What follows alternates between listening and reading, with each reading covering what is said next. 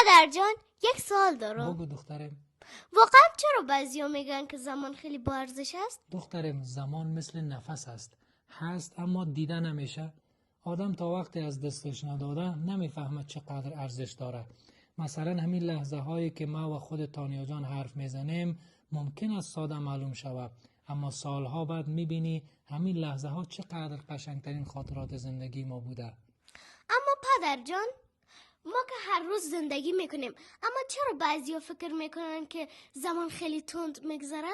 چون ما معمولا قدر لحظه های کوچک را نمیدانیم و همیشه در فکر فردا هستیم و یا درگیر غم های گذشته، در حالی که زندگی همین امروز است.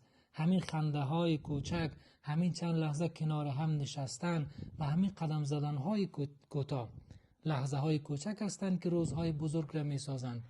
میدونی دخترم، آدم وقتی به گذشته نگاه میکنه نمیگه ای کاش بیشتر کار میکردم، میگه ای کاش بیشتر با خانوادیم میبودم، بیشتر با فرزندانم صحبت میکردم و یا کاش که لحظه ها را از دست نمیدادم.